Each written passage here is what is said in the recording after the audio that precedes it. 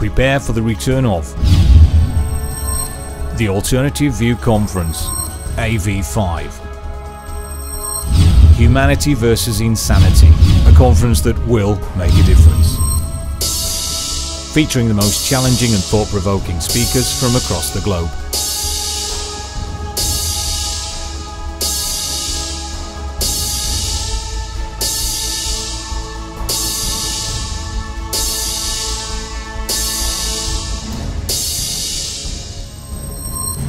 May the 16th to the 18th, 2014. Staverton Park Hotel, Daventry, Northamptonshire. AV5, the Alternative View.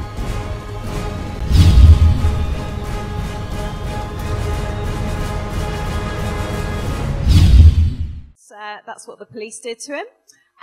He is a poet, a coach, and he's also, I've just spoken to him now, quite motivational. So he will use NLP on you for your own benefit rather than other people trying to manipulate you. So he just said that he would create positive anchors in you if you need inspiration in public speaking. So obviously it's most people's greatest fear and mine at the moment. But I'm going to pass you over to Simon, who does it a lot better than I do. I just need to qualify something that Daisy said. I am not going to be using NLP on you, but I am going to be talking, amongst other things, about ways that you can choose to anchor things within yourselves if you wish to. I operate in transparency. I play many tricks while I speak. I let you know what they are as they are happening, always. Transparency is the way forward, as we've been privy to over the day that we've had so far. So much seems to happen behind the curtains of government, of corporation, of banks and finance. Bear with me. You've got me for an hour. I have prepared probably 2 hours ago what I want to talk to you about. I have a lot of things to say. So what I'm going to do is I'm going to get my phone out and time myself. I don't want to go overboard. The first thing I'd like to say is that I just want to talk a little bit about where I've been over the last 12 months so that you have a sort of an idea of how I've ended up here in this rather marvellous suit. Hooray for the suit! Yes. So I lived in Brighton for 8 years, up until about 5 years ago, at which point I realised that I needed something different. I didn't know what I wanted, and I kept on looking for other places to live. And they kept on falling apart at the last minute. And I already had a healthy belief in, the universe and the interconnectedness of all things in the universe, yes? People, animals and things, the network that knits everything together that we can't see when we're looking from a three-dimensional perspective, which is most of us.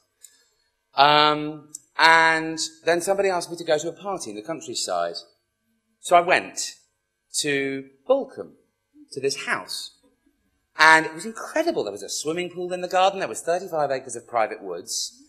And only a week before, I'd been sitting in a car with a friend ranting about how all these things aren't working and everything's falling apart and I can't find anywhere to live. I mean, you wouldn't know it to look at me, but I am a little bit of a drama king. Who would have thought? Whew, glad I got that one out of the way. I feel like we really know each other well now. That's wonderful. Thank you again. So this party was incredible, and it was 2 days, and I slept in a tent in the garden that someone else provided. And the next morning, this woman called Wendy came up to me and said, "Hello, you're Simon, aren't you? You're the poet." "Yes, I've heard all about you. It sounds like you've been making noises. You want to move in here?" And I said, "Well, not exactly."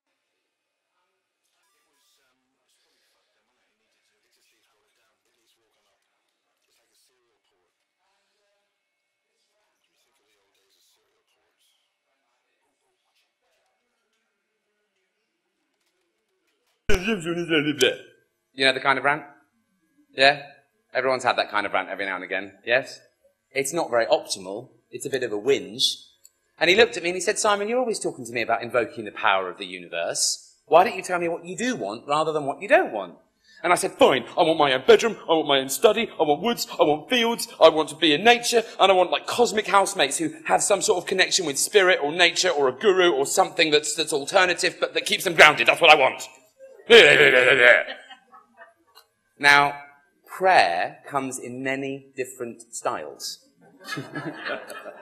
And I did not realize that I was praying. It didn't feel like a prayer, it felt like a rant. And when Wendy, this woman at this party, this rather official lady, she said, well, we need 2 boys and 2 girls. We've got 2 women already and 1 man, and we're looking for 1 more person.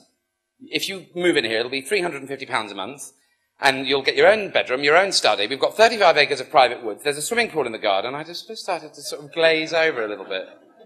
Wow. What is going on?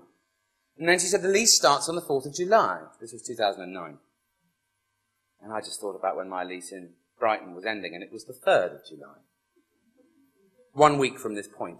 So suddenly I found myself packing everything up and moving to the countryside, where I've lived for the last 5 years so successfully I cannot describe the fundamental revisioning that has happened in my human system. I believed in lots of things that I wanted to learn how to anchor within myself up until this point, not through NLP necessarily. I'm just talking about locking something and loading it within you, a new way of being, a new way of thinking. And the last 5 years has really paved the way for that. Since I moved to Balcombe, I discovered that I had the balls, excuse my French, to quit working in marketing and sales, which was a 15-year career for me, during which I'd started to earn actually the beginning of decent money.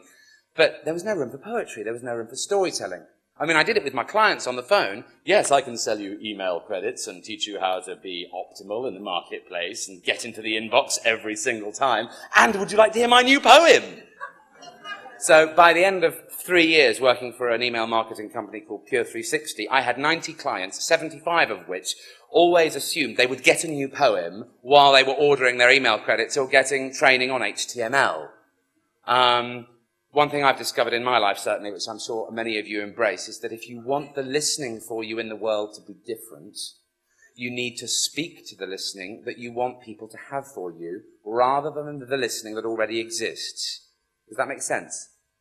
And if you speak to a different listening in a charismatic and engaging way, people move to the new listening, and they start to rewrite the script that they have about you. And so I had all these clients. And I, one day, decided I chose, we'll talk about the difference between choice and decision in a while, that's very important, to walk out of my career, leave Brighton, go to the countryside, and start to claim benefits. Now, that was hard. Right? I am so employable. I got no business claiming benefits. Benefits surely are for people who are very obese, or have 18 children, or are clinically depressed. They're not for people like me. My dad was a teacher at Eton College, for goodness sake. So I had these massive wrestling issues about leaving the working world behind so that I could really carve my dreams out, essentially of thin air. And then I had a friend sitting with me in a car. That's my best conversations happen in cars. And she said, for goodness sake, Simon, benefits are made for people like you. You want to use them as a means to an end, right? You're going to be a famous poet, right? So you're going to use them until you don't need them anymore, and then you're going to give them up and you'll be successful. I'm like, well, yeah, that's the plan. And I suddenly realized that if I were to use the benefit system in the way that I wanted to, which was as a crutch while I learned how to walk again from scratch, essentially, into financial independence in my own life through being a poet, which, by the way, is incredibly tough. Yes? You can get poetry online for free, right? I would like a poem about... on Google. Do you have to pay for that? Nope. Tough. How on earth do I create a value around myself? Well, guess what? I did it. And in the last 5 years, I've produced 2 books, third one written and illustrated, just about to be produced, fourth one written, and some fabulous, exciting short stories. I have recreated my life, and it was hard. And now I seem to be doing it all over again. In the last 6 months, everything I thought I knew has turned upside down. When Quadrilla came to Balcombe, I just popped down to see what a protest looked like on day 1. Oh, I wonder what it's going to look like. I'll just go down the road. And I did. And I found myself getting engaged with all these hardcore protectors. Words that were floating through my head just then were like anarchists, hippies, all the favourite media jargon words they use to segregate people into groups to keep us divided so that they can continue to conquer us and make us feel separate.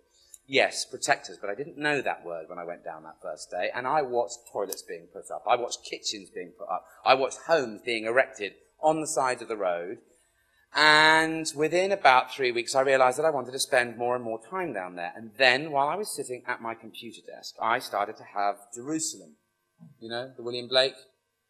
And did, yes, those feet in ancient times. You may start to see now why I got arrested for singing. I'm not a singer, I'm a poet. I mean, how was I to know? And this tune kept on going around in my head, and like round and around and around, and eventually I thought, I must sort this out. So I started to rewrite the lyrics to Jerusalem. And I struggled a little bit with that because William Blake is an idol of mine. He was an extraordinary man. He was a visionary. He really was. You know, I don't know if anyone's read Songs of Innocence and Songs of Experience. Two opposing views, the light and the dark. I love that because it shows you the path. And that's really important for now because we live in a very dark world and light is all around us, but we have to learn how to find and then cross this bridge. And it's a bridge of perception. I meet people daily who think that we're living in heaven, and I meet people daily who think we're living in hell. Right now, and we all seem to exist in the same physical space, and yet we don't. Clear? Can you all just say yes? Yes! Hooray! Good. Encouragement, always good, yes, thank you. And we came up with this thing. I say we, I'm talking about me and Mr. Blake. And did they frack in ancient times, poisoning waters once so clean? And it was all about their filthy rigs of doom on England's peasant pasture scene, and it all just fell into place, and so many of the words were akin to the original that when people started to sing it on sight, people leant right into it and felt impassioned about England's green and peasant land. Even people who aren't that patriotic were doing it because the song, the tune, and the lyrics invoke something that gives most people goosebumps, and people who don't think they can sing forget they can't sing and sing anyway. And on the day that I went down with the hymn sheets, I got a lot of people to sing it, about 30. And as I was leaving, feeling pleased and excited, this lady with white hair came up to me and said, do you live in the village? I said, yes. She said, oh, so do I. I was just about to leave because everyone is, descended onto the side of the road and there's no other townsfolk here and I feel a little bit out of my depth and, she wasn't an old lady, but she was an older lady, probably about 65, maybe close to 70. And, she said, that was a marvellous song. Did you write that, the new lyrics? I said, yes. And she said, well, I'm bringing a whole lot of Balkan residents down tomorrow. Can we have copies of it? And we'll sing it on the way down the hill.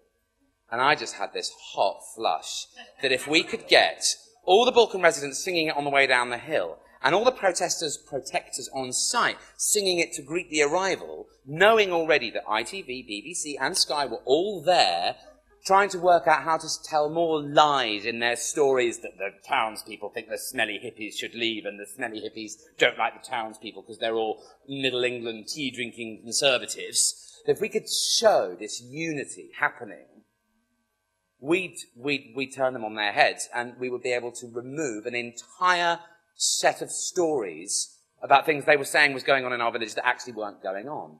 And look, sometimes I get very hot and very excited. It's happening now. Can you feel it? Can you feel it?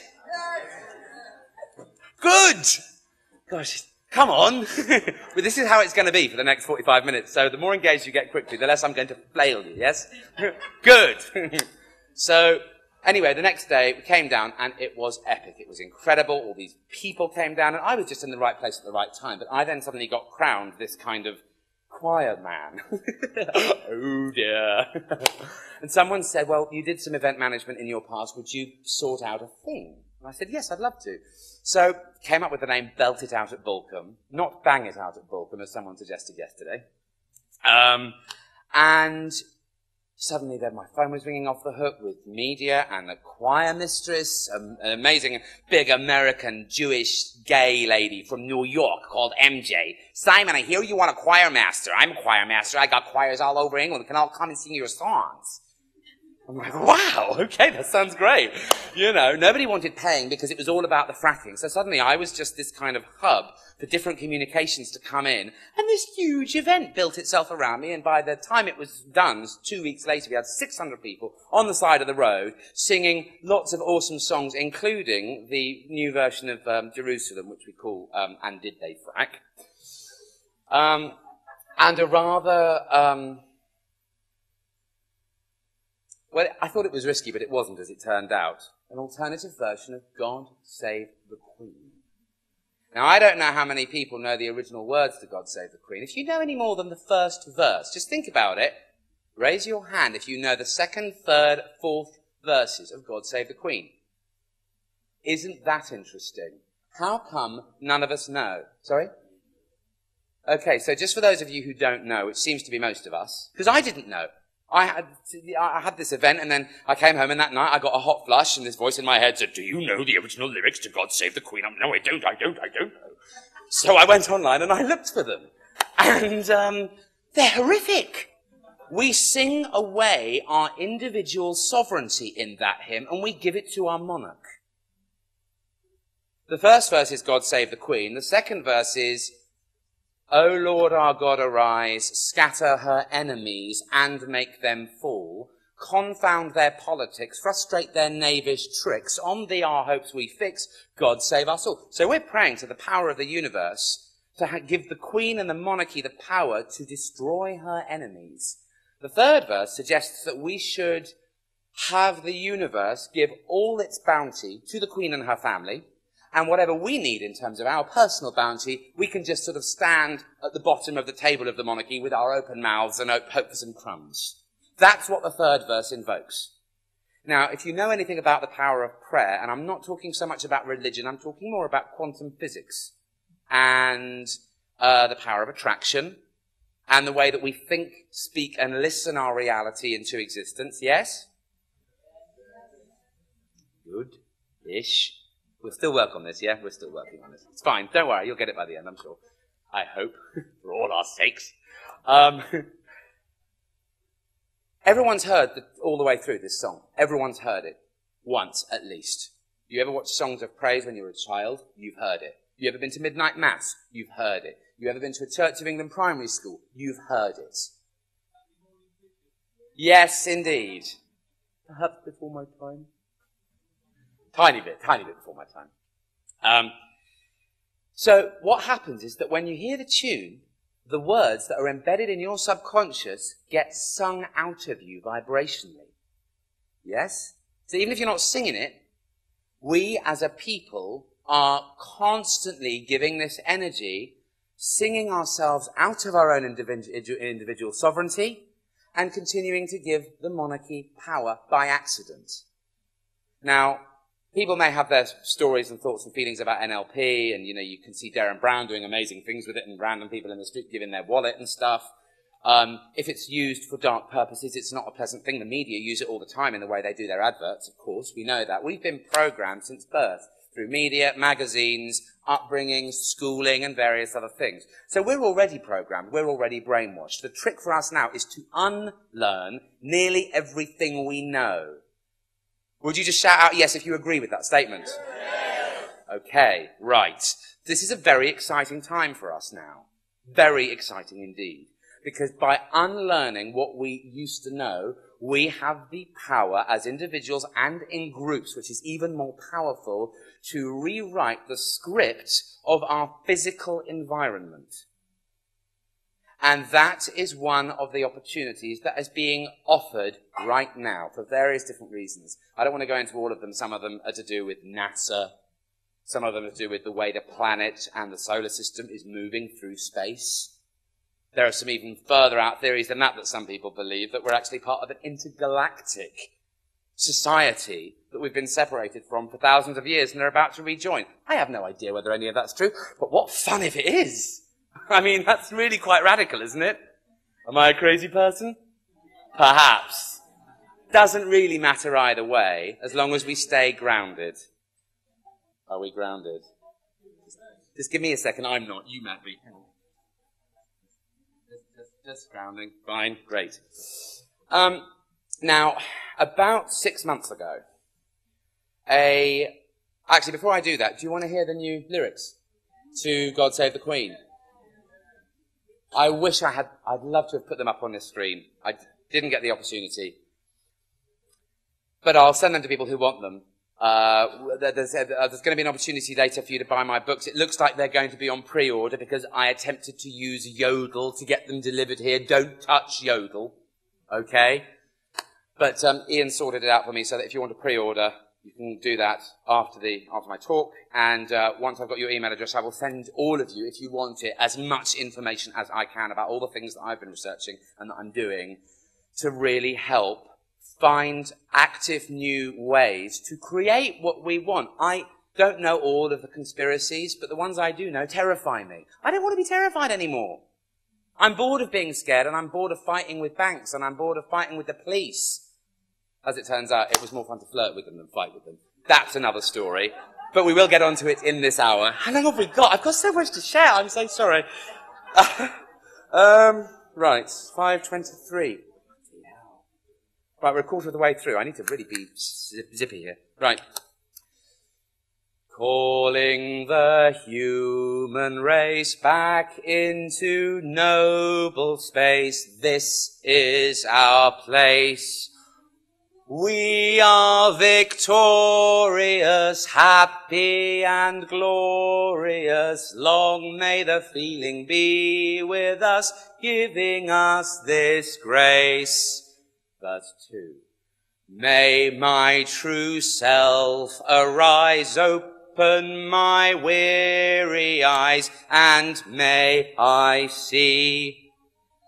Clear my cloudy mind, I am no longer blind. May human beings truly find who we can be.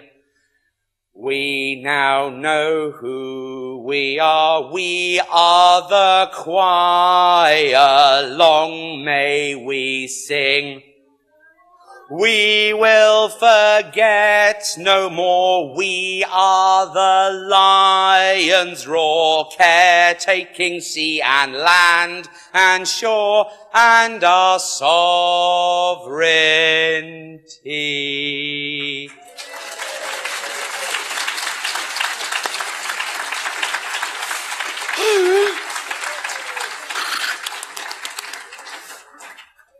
Thank you for that lovely acknowledgement. So as you can imagine, people who are embedded in the system might think that that is an anti-monarchy song. If you listen to the lyrics I wrote, it's not. It's just pro-human sovereignty. And we need to reclaim our sovereignty and learn what it means to be our own masters. Masters of our own destiny, masters of our own finance. Human beings are the only entities on the earth that pay to live. Doesn't anyone think that's weird? Okay, so no one thinks that's weird. Do you think it's weird? Excellent. Good. Hooray. Right. We've got videos to watch. We've got loads of stuff to do. Right. So, where are we? There's Bulcum. Okay, so I did a couple of belter outs. I buddied up with loads of the police. They were awesome to me because I was transparent with them. It was a tricky one because I had people who've been protesting and protecting things for years telling me, stop making friends with those boys in blue. They're PLOs. They're spies. They might work for common purpose. And I was going in script-free because I've never been in trouble with the police. So I didn't have any reason to assume that they were anything other than peacekeepers unless directly shown by them in that particular moment. So I was like, okay, fine, and I want them to facilitate peaceful protest. I want them to shut the road for 2 hours for 600 people. I'm going to have to be nice to them and tell them every plan I've got. So I did, and they were fantastic. There was a particular police officer, Mark Redbourne, who was just absolutely wonderful. If he hadn't been married to a lady, I would have asked for his hand. And I told him, and he was kind of chuffed in a bit of a weird way. We had a couple of hugs, got caught on camera, brilliant.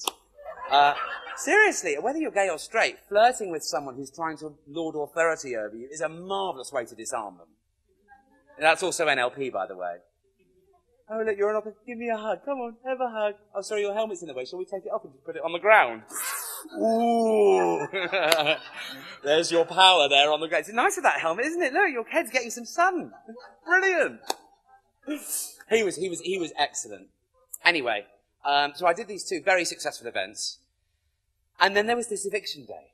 West Sussex County Council said, we're evicting the camp tomorrow. The police were saying, we've put Section 14 in place. And I did the maths, and it looked like the eviction order was going to be able to carry it out in a 12-hour period because of the Section 14 from the police, Section 14 of the 1986 Public Order Act.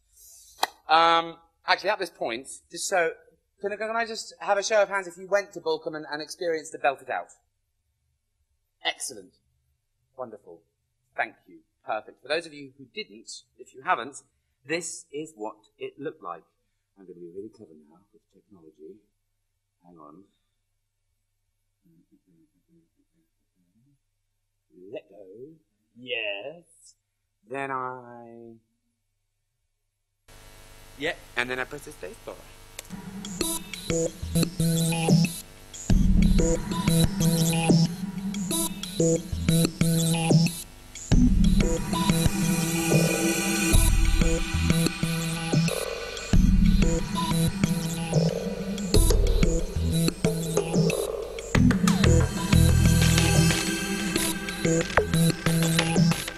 Everyone knows why they're here.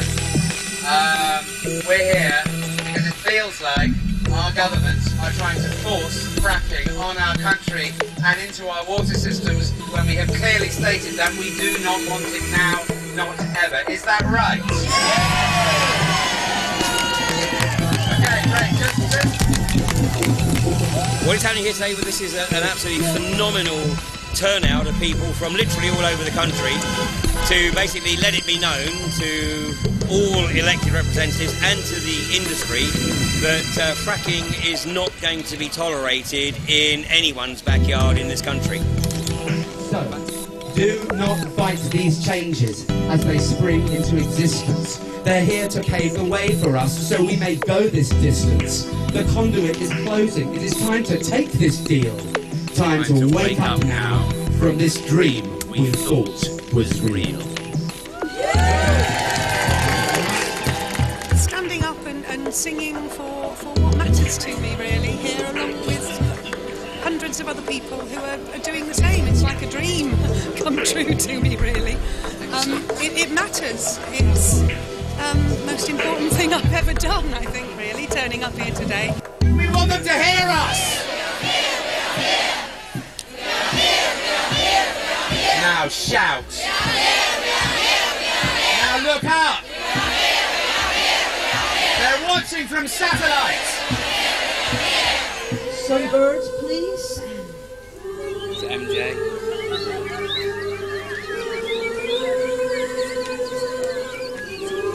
A few sheep.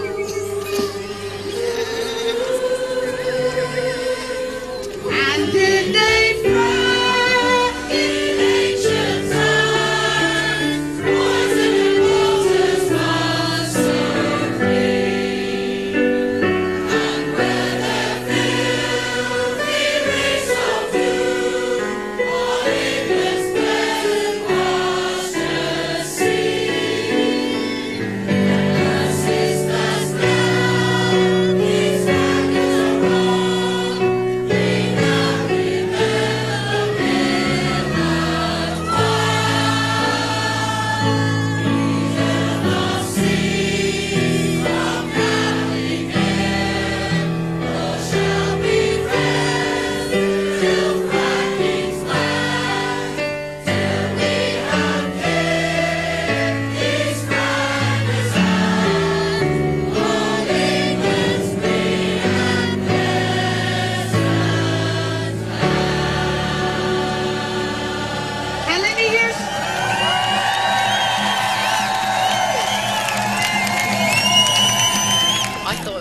I thought it was great. It showed the strength of feeling. It showed that this isn't just Balcombe. I mean, there are a lot of Balcombe people here. It shows that it goes well beyond Borkham, that this is a nationwide issue. For me, this is about grassroots democracy. There's a whole lot of people countrywide that don't want to see this industry taking off in a big way. And I think this is the beginning of people beginning to say, no, we don't want it. And when our officials, our elected representatives, are going to start listening to us. This is potential ecocide. That's why we're here. So please, do whatever you can. Do it with social media. By all means, write to the Environment Agency. They're not listening, but at least we can say we did. Write to your MP. Get more bodies down here. Get it out there. Get it out there on Facebook. Invite everyone you know. We need to show that the vast percentage of the population of this country can see through the disingenuity, is putting it politely, of our ministers who are saying there is no evidence of harm.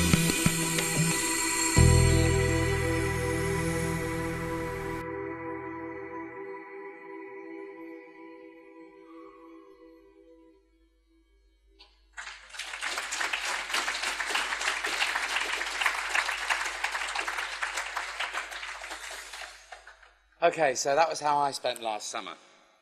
And it really did suck me in. Because when something this big calls you, as long as you can put down the parts of your own personal agenda that would otherwise take you away from such a cause, you do, you get sucked in. You know that feeling? Yeah, it's kind of. Can I just have you raise your hand if you have a full-time job? That you work for somebody else for a salary, 9-6, Monday, Friday, perhaps weekends. Keep your hands up for those. Okay, so more people than not are alternative in this room, is that correct? Good. It does mean that we are freer to become the hub for others to understand that they've got to bring their power back, they've got to bring their time back, they've got to bring their essence back. Working for a salary is a tricky thing to do because you're making somebody else's dreams come true. And money is a problem. Money is a problem. We all want more of it. A lot of us don't really like wanting money or needing money, and yet we find that nearly everywhere we go, not having it limits us. Yes? And how do we address the balance on that? You know, there are some people out there who are saying, I can't wait for the financial collapse. Half the world will starve to death if that happens. So actually, we don't really want that. If you actually look at the repercussions of an absolute financial collapse, I don't want that. I do want to see the balance changing, though. I really do. And in the last 4 months, I've become part of a movement that moves people from limitation to limitlessness. I could spend an hour talking just about that, but I'm going to just talk about... Remember we talked before and I mentioned I was going to talk about the difference between decision and choice? We're coming to that moment in a second. I haven't got time to talk about the movement, but what I would say is if you are interested in optimizing yourself in 5 ways, financially, mentally, emotionally, spiritually, and physically, using a system that operates online, offline, on the web and in the world, what I would ask you to do, if you've got a smartphone, just get it out of your pocket now and wave it in the air. And if you've got a dumb phone, do the same. I'm going to ask you all to switch your phones on. I know it's highly unethical. We'll be switching them off again in a minute. I'm going to give everybody a phone number. And if you want to be informed about how this movement works, I'm going to give you the bat phone number. And I'm going to ask you to simply text your first name, your surname, and an email address that you would like to receive an update on about this movement. I have become recently a member of their global expansion team. It's one of the reasons I'm in Malaga. And it is unlike anything I've experienced before. And it's causing massive and dramatic, measurable alterations in my life. It's very exciting. And I'll just wait for everyone to just switch their phones on. I'm going to talk about the distinction between choice and decision now. This is one of the first things that being in this movement taught me. It was about languaging skills. Right? Now, I pride myself on being a linguist. You know, I'm a poet. I'm a storyteller. Yes? I've got language at my disposal, at my fingertips.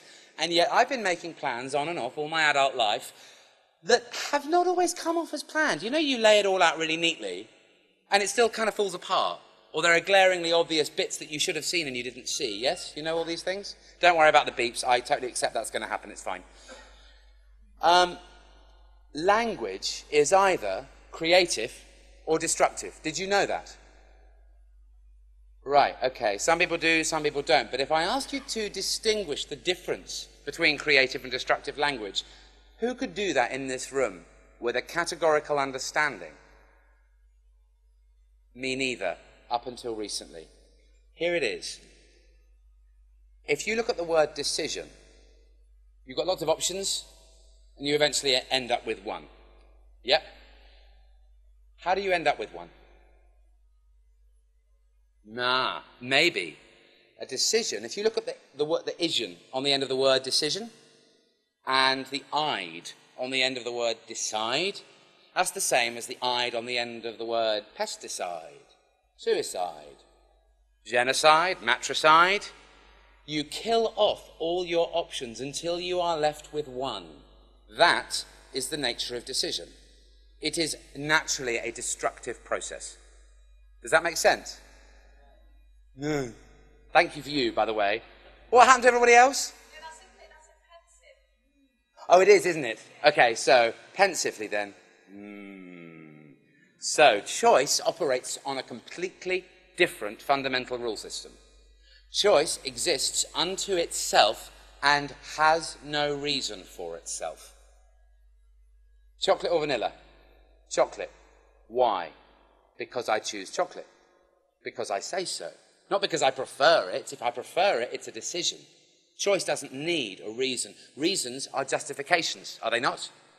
I did it because. No. Reasons and excuses all come from decision. Choice simply exists. And if you start to understand the fundamental distinction between choice and decision and start to make only choices in your life, creative process start to come and find you out of the ether and get you involved in things that would not otherwise be available to you because your frequency is altering. Does that sound believable? So it's about consciously learning to really focus the way you speak, what you say, how you think, and how you call what you want into your life. Distinction is the other. I've used that word several times now. Most people who are hearing today the word distinction would probably more understand and use the word definition. Yeah? You define something. I'm standing at a podium. I'm wearing a nice suit. This is defined as a nice suit. Well, that's debatable. I think it's a nice suit. When you lock something into language by defining it, you can hear the word finite, can't you, in the word definite. Yes? Finite means it has a beginning, a middle, and an end. And yet we live in an infinite universe, correct? So if we live in an infinite universe and then we use language to define things and lock them into a finite system, we actually prevent creative forces from flowing through like water in a waterfall.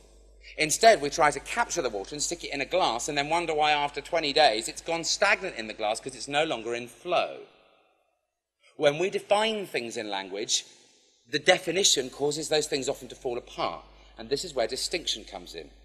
Where definition talks about a thing, distinction talks about the space, the empty space between the two things. Literally, if you're reading a book and you've got words in a book, the distinctions between the words are the spaces, right? And out of empty space, what can be created? Bingo. So over the last 6 months, I have been working very hard to fully re-energize and refocus myself on using distinction rather than definition, choice rather than decision, and a whole bunch of other things which started purely with languaging skills and then moved out into other areas. And I have been introduced to people who I am forming creative teams with, and we are building very exciting projects in the world out of choice, distinction, and a whole bunch of other things, which by the very nature of the creative-only infrastructure within the language, the framework that gets created in the physical system that gets built out of a conversation has the same level of structural integrity as the conversation did. Does that make sense? And is it plausible? This is where we can go. This is where I believe human society is being called to go. And so I'm going to give you a number now, and if you're interested, just open up a text message, put the number in, and then over the next 5 minutes, put your first name, surname, and an email address, and send it.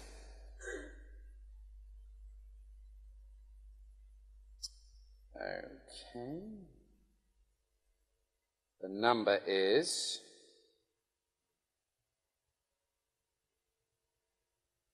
Oh, actually, so yeah, 07540 564 495. That's the bat phone. And it will be the beginning of a conversation which you get to be in for as little or as long as you want, but at least you have the opportunity to really see what is being offered and how it works and how you can take what you're already building and optimize it by following, it's a frighteningly simple set of systems and rules to keep yourself focused and aligned. I can't quite describe it, nor am I going to try. Anyway, that's, I guess, the educational part over. Let's move back to the fun stuff. Sorry? Yes, I will. I'll send you the Jerusalem words, and I'll send you the calling the human race words as well. But people in the anti-fracking community have been singing them all over England and sending me videos, like in their living rooms, singing together. It's just extraordinary. But I'm not even a singer. I got arrested. So I was arrested that morning. There was this eviction. There was 25 bailiffs up the road. There was the police all around. We were standing in the driveway of the site. But the traffic was coming past. There were no lorries trying to come in and out. No one was actually in the way. And I couldn't stop singing. And I was almost crying because they were putting hydrochloric acid down. And nothing we were doing was making any difference at all. And there's all these bailiffs up the way. And this voice in my head and in my heart was just saying, don't stop singing, don't stop singing. So I was on a megaphone, someone was holding the megaphone, I was holding the mouthpiece, and we're doing Jerusalem, and then God Save the Queen, and then Jerusalem, back to back, back to back, back to back, while the police are going around trying to shout Section 14 of the Public Order Act out to everybody, because that's the bit that if people hear that Section 14, they can legally be moved across the road to the protest pen on the other side of the road, so that they can be managed peacefully like a herd of sheep. Out of the way of the, woo, with our banners, woo, yay, we're protesting, we feel so free, hooray. No way. Not on my watch. But I wasn't deliberately being outrageous, I was just singing. And then these three police are looking at me, and I'm looking into their eyes, and I'm thinking, brother to brother, heart to heart, don't stop singing, this is it. In a minute they're going to cry and take off their helmets, it's going to be amazing. No. You can see this isn't going to end well, right? So I finished a particular rendition of this Jerusalem, and suddenly I'm being, and I'm like, and you saw the pictures of me up there, you know, that was not like, oh, you know, and I went stiff as a board, I was being carted off, and I remember shouting out, arrested for singing, arrested for singing! You know, that was what the photograph was, me in mid-rah. And then I was very deliberate to say to the police, I did not understand what was being said to me, because you know, understand in legal terms means stand beneath, legally agree to, you know that? Yes, I do not stand under what you've just said. You know, mild claiming of sovereignty there, but if you don't know everything about sovereignty, which I don't, it's dangerous to start on that road, because you can mess yourself up, like, really quickly. So they took me off to a van, and then they took me to the police station, and then there was this tall policeman called Rob, who was terribly handsome. And this was at Crawley Police Station, so there's about 15 police behind the desk. And then there's this Rob chap, and there's this lovely sergeant lady behind the desk who's been so engaging. I mean, it was like, under different circumstances, I'd love to be friends with you, lady. I didn't feel guilty of anything, so I was just happy to share my joy, and it was terribly exciting being arrested, you know, And anyway, this Rob, he kneels down like this. He's got his hands on my ankle. And he looks up at me and he says, I'm really sorry, it's just what we've got to do, I've got to go all the way up your inside thigh, you're not going to like it. And before I could stop myself, I said, want to bet? 15 police nearly wet themselves behind the desk. He went scarlet. And although I was the arrestee and he was the policeman, the power shifted dramatically. And I was just standing there feeling like a very happy boy, looking down at this rather handsome man in a uniform. I mean, what could be better on a Tuesday afternoon or a Tuesday morning? It was brilliant. No, I was determined not to feel constricted or upset or discombobulated, and I just thought I'm going to show them what joy looks like. Even now, this is joy. Deal with it, quit your job and follow me, you know, that...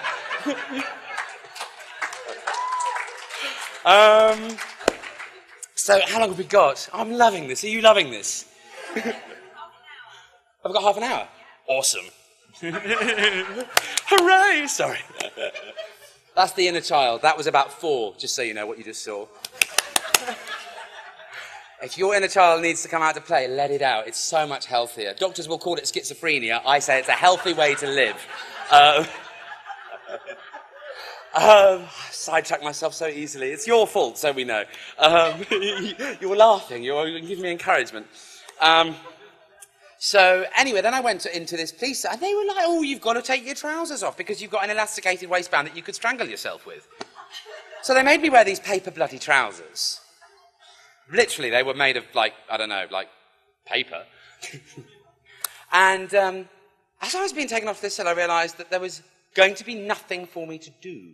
And I didn't know how long I was going to be there. So I said, well, I'm a poet and a storyteller, and I need a pen and paper. They said, well, we're not going to let you have an elasticated waistband. We're certainly not going to let you have something you can stab yourself with, literally. And I said, oi, what happened to innocent until proven guilty? I want to do some writing, sort me out. And because I'd been so flirtatious, outrageous, and charming already, there wasn't really any reason to say no to me, and I didn't look like, you know, someone who might try and harm themselves. So they gave me a blunt pencil and some bits of paper. And I went into my cell. And then I wrote this over 2 hours. And I called it Arrested for Singing. I may cry. Bear with me if I do. It is quite emotional. Today, I was arrested for the power of my voice. I didn't get arrested by design or willful choice. They arrested me for singing with my blessed heart and soul. Do they understand that freedom for humanity is my goal? They say I was arrested for ignoring what they said, but that wasn't how it happened in my heart or in my head. I was standing in the crowd when the music set me free, and in that heightened state, let me explain what I could see. 3 men standing near me in the bustle and the noise as we sang for hope and freedom. I was singing with the boys. I looked into their eyes and I sang with all my heart. And in that breath, I knew that we'd been brothers from the start. I did not see their helmets, did not register their word. The lyrics and vibration of the anthem's all I heard. I did not see their authorship. All I saw was kin. And my heart confirmed this truth and welcomed these 3 brothers in. The beauty of this moment was both empty and complete. My eyes were streaming tears and I couldn't feel my feet. And then, without a warning, I was pounced upon and grabbed. I started then to understand. The understanding stabbed. These brothers work for forces that care nothing for the heart. And though the policing uniform's presentable and smart, it's like this cell I'm sitting in, solid, square and bleak. No room in here for questions or the answers that we seek. The uniform, the cell, I think they truly are the same. And in this feeling, I let go the need to point and blame. Our brothers and our sisters, they are trying to do their best in a system that is broken and that needs to be addressed. But how does one address an institution of control that's been corrupted by an entity that does not have a soul? The law has been corrupted by financial corporate might. But no one is responsible. There's no one here to fight. So how do we say no to this corporate agenda? Who, if not the police, will be humanity's defender? As I sit here in this prison cell, I know not what to do, though I feel the answer stirring in the hearts of me and you.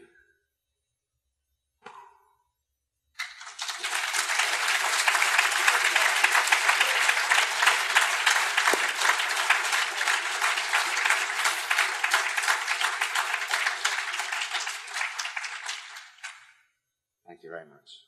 So, I finish writing this poem, and then I think, I don't know why, but I've got 2 more sheets of paper. I'm going to write it out again a second time, because I've got a feeling if I don't, I'm going to lose the original, and I don't ever lose an original. I don't ever let my first draft go away. And I don't know why I did that, but I did. And then at 5 o'clock, and I've been in this cell now for about 5 hours, sitting just looking at the ceiling and the big round thing in the corner, which probably was watching me on 17,000 cameras or whatever. Go away. This man came in, he said, hello, my name's Brian, I'm your solicitor, I'm from Kelly's. I'm like, wow, I didn't even make a phone call. Marvellous, what do I do? He said, what is that? I said, it's a poem I've just written. He's like, you wrote a poem?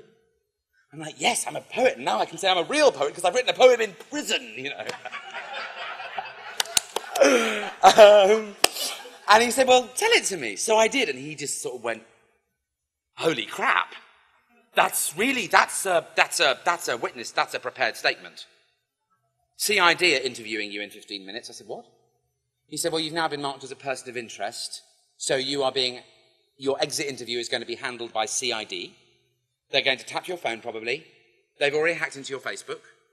And you are now being watched as a sort of a ringleader or a this or a that or the other because they can't believe that this whole thing isn't orchestrated by a small group of devious people. It's amazing, isn't it, that they really think that? It's unthinkable. Well, they do think that. Anyway, so he said, CID is interviewing, and what I'm going to recommend to you as your legal counsel right now is that when we get into the CID interview, you read him this poem as your prepared statement and then answer no comment to every other question. And my heart just sang, and I thought, oh my God, I can't do that. That's so naughty. He said, you can and you will. This is brilliant, and this covers your arse. This is what happened to you, isn't it? This is exactly how those moments running up to your arrest happened, isn't it? I said, yes, it is. He said, then it's your prepared statement. It's brilliant. I want a copy for my wife. Can we photocopy it before we leave? I said, yeah, all right. We got into CID. I read the poem. He then asked me loads of questions. I'll tell you, have you ever done that thing when you're a kid where you're trying to eat a donut and you're not allowed to lick your lips? Okay, imagine that. 10 times worse. And their CID people are brilliant. They've got nice suits on, they're charming and charismatic and witty, and they try and do the thing, and he was asking me all these questions, and I'm like, hey, no comment, hey, no comment, hey, no. It was like I had some sort of, physical... It was really hard. I mean, I like to talk. You can imagine how hard it was, right? I mean, it was really hard. Because I had answers to every question. This is the point. I had answers to every question, and he told me don't answer them anyway because he's going to try and build a case against you. And if you answer the questions without working out how he puts them together in his scaffolding, you won't know what sort of structure he's building out of the answers that you give. And I thought about that, and I thought, right, okay, fair enough, no comment, no comment. Finally, the interview was over. I left. 3 police said, can we have photocopies of the poem? We've heard about the poem. I mean, all the rules just went out the window because it was me being a bit of a joke, on purpose, That's the best way to, if you know that you can be subject to ridicule, ridicule yourself. Because then people are laughing at you, with you. It comes from being bullied, and if you can learn how to turn it on its head, it means you can stand on a stage and potentially have brain freeze in the middle of a poem like yesterday and not collapse into a puddle. Brilliant. So, where did we get to? We did that, I left, then this whole saga and the court dates, and they cancel, and then some cop who has to give evidence against me wants to go on a holiday, and all these people, these witnesses are being called and then dropped again. They messed us around for months, eh? And eventually we had a 3-day trial. Now, in preparation for this trial, I thought, what am I going to do? We've got quite an interesting Section 21 order happening on our home, right, which was a completely separate issue and technically nothing to do with the fracking, though I'm not completely sure. And there was even one day when my name was in 2 different courtrooms in the same building at the same time, one with the Section 21 order on my home with 5 other housemates, and then in the fracking over here. It was like, God clearly wanted me in that room that day. There was 2 different angles that I was being pulled into the same building in Brighton on 2 different cases that were conversations that individually had been going on for months each. It was so unlikely. It was like being in a film or a book or something, and life has become like that now. It's like a story that I'm in, but I'm also writing it. Is that right? Yes, I think so. There's a poem about that. Actually, we should probably do the poem now. It's called Happy Shopper. Shopping's a delight for me, a thing I love to do. But I do not shop for others, so I cannot shop for you. I go shopping in the week, at the weekend, at night. I go shopping when it's raining. I go shopping when it's bright. I've shopped before on Christmas Day, at Easter, at Lent. I shopped before when I was broke and couldn't pay my rent. I do not need a reason to go shopping every day, for it's something that I do in a constant sort of way. I shop for fun and merriment. I shop for conversation. I shop for disappointment, and I shop for irritation. I shop for new experience in pleasure and in pain. Occasionally I shop for loss, but mostly it's for gain. I've been a constant shopper since the day that I was born. But I didn't always know this fact. I used to feel worn. Life felt circumstantial, like a massive game of chess in which other players' moves always got me in a mess. In truth, I felt a victim. I experienced my life as a story someone else was writing, full of pain and strife. Things would happen to me and I felt I had no say. I remember often thinking, I don't want to go this way. But I went there, nonetheless, to that place of the insane, the place we choose to fight against the things we can't explain. I lived for several years there, fighting in the dark, a child of abandonment, a dog without a bark. And on the darkest day, I surrendered to the fight. And the moment that I did, I was given clear sight. I looked around and startled, saw that everything was new. The moment had refreshed my mind to show me what was true. I saw that I'm the writer of my story, of my play. And that was how I learned that I am shopping every day. And now that I am conscious, I buy only what I need. For my soul is mine to nourish and to nurture and to feed. Things no longer happen to me.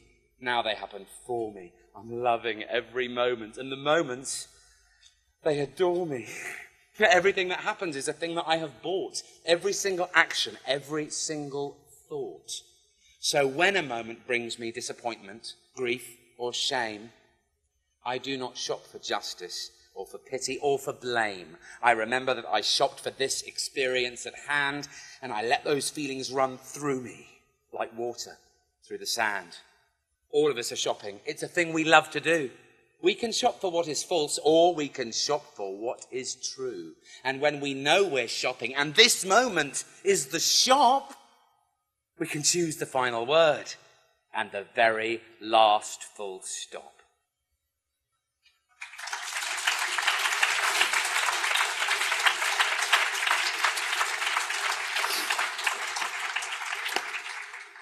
Okay, so I thought, how am I going to prepare myself for court?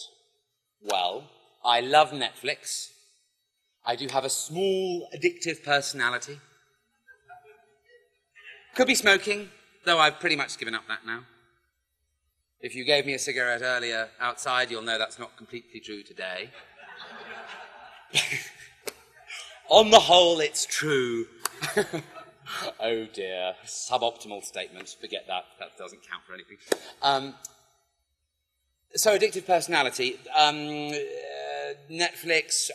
Okay, so I don't know if you do this, but if you've got some free time and you can justify in your head why it's okay to discover a new series where there's 5 seasons with 24 episodes in a season that you need to watch right now, and you just sort of dive in and swim through this incredible adventure or story that lasts if you were watching it real time, it would have taken you 5 years to watch it, right?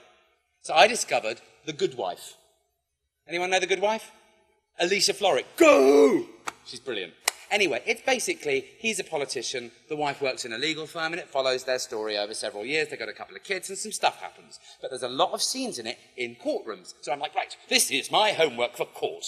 I'm going to look at all these scenes in courtrooms, and I'm going to watch very, very carefully, deliberately. Although it's American rather than English, I will be able to mine for the gold in this TV show, because it does come from reality, in fact, how prosecution works, how defence works, and what they're going to attempt to do to me. Because not only am I not going to lose, I'm going to bloody win this one in style. I was singing on the side of the road, and they're trying to shut down human freedom. Let's do this. So that was my wonderful reasoning. And I got to watch loads of episodes a day, eating popcorn and, just Ian, yes, it's all right, I've got an addictive personality, but this is homework. Nom, nom, nom, nom, nom, nom, nom, nom, nom. Fine. Self-justification is a marvellous tool. I have to big, yay, self-justification, woo. It doesn't really work, but, you know, when you're in it, you find wonderful excuses for everything. So anyway, I probably watched 4.5 seasons of this over a month, 6 weeks. It was every day. I was living in the world of these characters. My study and, you know, the work and the talks with the solicitor was like a secondary story that was going on. The real story of my life was this TV show. And anyway, then it got to court. And the first 2 days were agony because it was like lots of people talking about you. Not to you, about you. People mainly talking about... my barrister, though, a chap called Tom Wainwright, lives in London. Kelly's, the solicitors, was linked with Garden Chambers, I think they're called, in London. So this amazing, tiny little guy with short, dark hair and very blue eyes and a tongue like a samurai sword. He was incredible. It's like, wow, little tiny Tom is like a warrior for Simon. Just brilliant. Anyway, he basically battered every witness who was speaking against me. And then we had Mark Redbourne, the cop that I love. So he was called as a witness against me because he was there on the morning of my arrest, and he had said to me, Simon, you're not going to cause any trouble today, are you? And I said, no, Mark, I'm just here to sing. And he said, you know, there's a Section 14 in place. And I said, yeah, but I'm just here to sing. Now, the police were trying to get me that I knew Section 14 already existed. And then what messed them up in court is that I'm like, yes, of course I knew it existed. It's been all over the internet and I've written about it. You're trying to prove me on some technicality that I'm already agreeing with.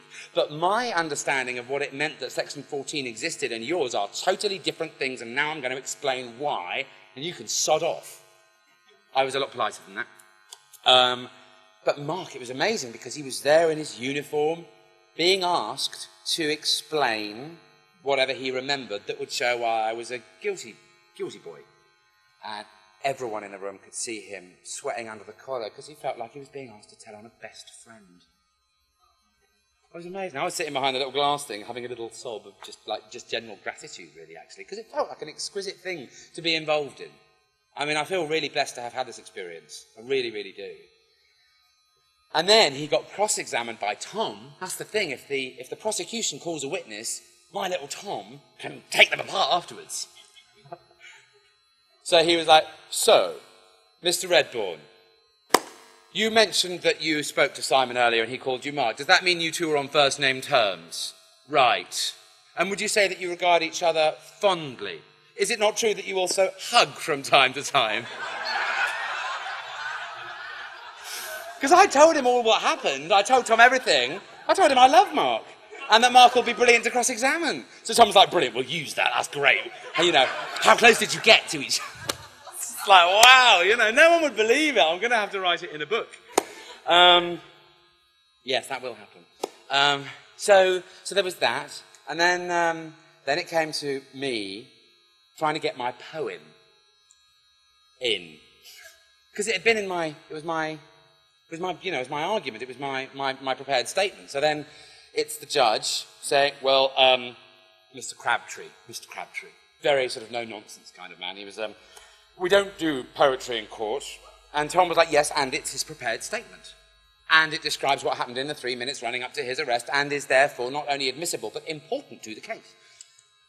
And the judge was like, yes, but, you know, Mr. Welsh has talked about this Zen zone and this bubble and this heart thing. And that when looking into the eyes of 3 arresting officers, not being able to distinguish the difference between them and, as he put it, 3 tall grannies.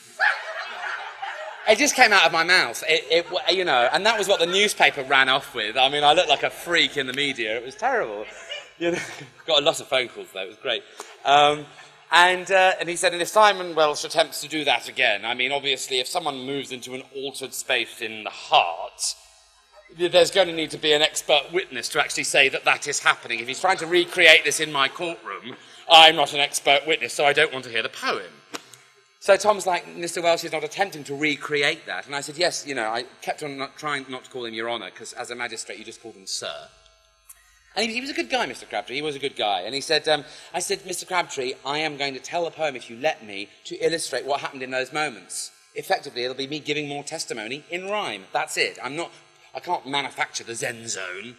And he was like, well, you may tell it then, but please try to refrain from any emotional expression and read it in as monotone a tone as you can.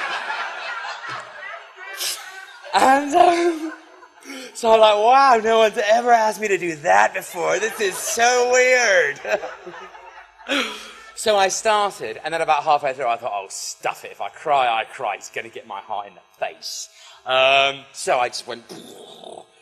But I kept it calm enough that he didn't stop me, because I knew if I went too far, he would just shut me down. And I didn't want that. I don't like being shut down by anybody, ever. So you're great, thanks. Give yourself a round of applause, please, right now. You. Yes! Thank you. I'm feeling very, very, very well received by you right now, so I just wanted to express that gratitude, because it's awesome.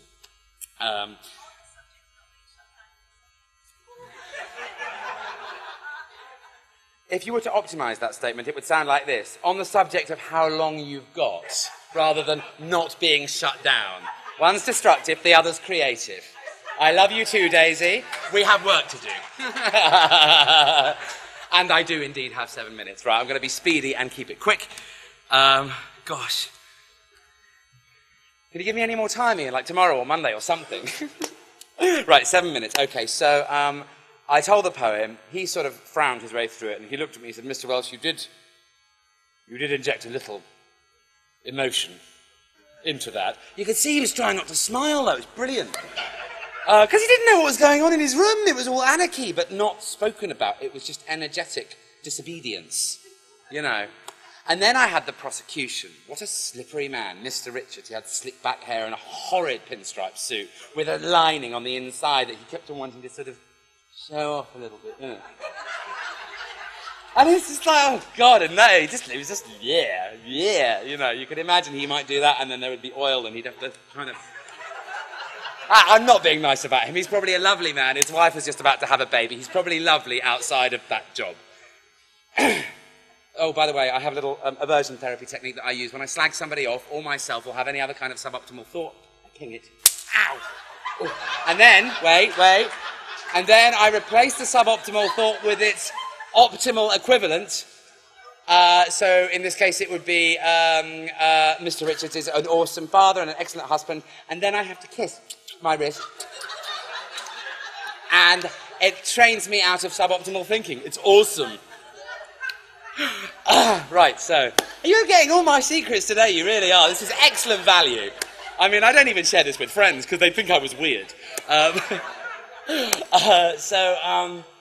So anyway, he this 2-hour cross-examination, it was extraordinary. It was like this.